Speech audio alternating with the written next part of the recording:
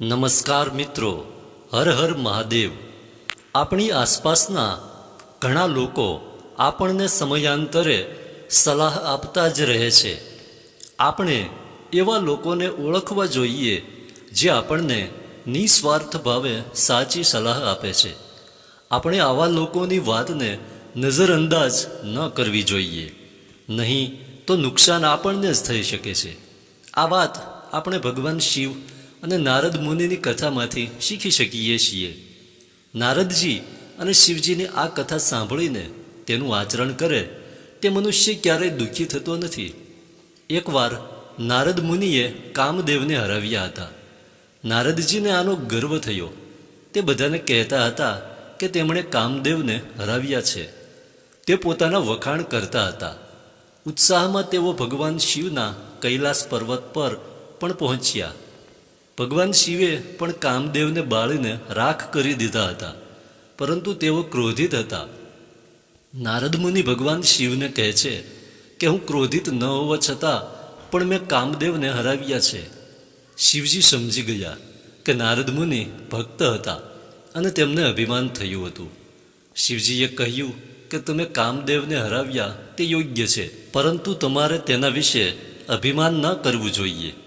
તમે મને આ કહો છો પણ વિષ્ણુજીને ન કહેશો। શિવજીની આ સલાહ સાંભળીને નારદજીને લાગ્યું કે શિવજીને તેમની પ્રશંસા ગમતી નથી, એટલા માટે તેઓ મને આ કહી રહ્યા છે। શિવજીના ઇનકાર પછી પણ નારદ મુનિ વિષ્ણુજી પાસે પહોંચ્યા।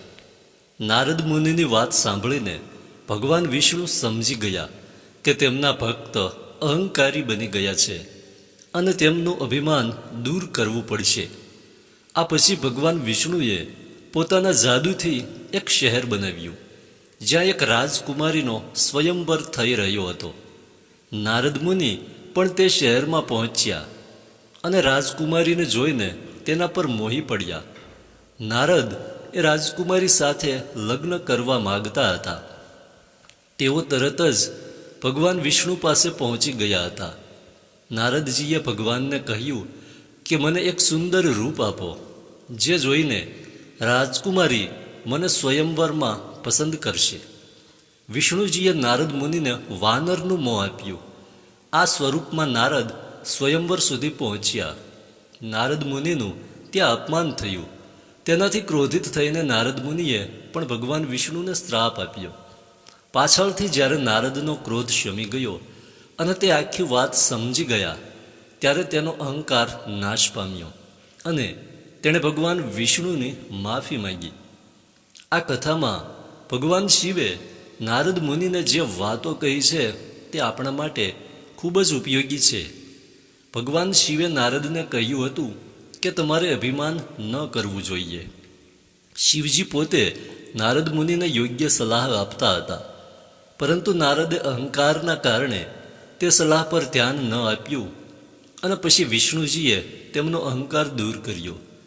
જો કોઈ આપણને સ્વાર્થ વગર સારી સલાહ આપતું હોય તો આપણે તેની વાત સ્વીકારવી જોઈએ અને અહંકાર ન કરવો જોઈએ। ધન્યવાદ।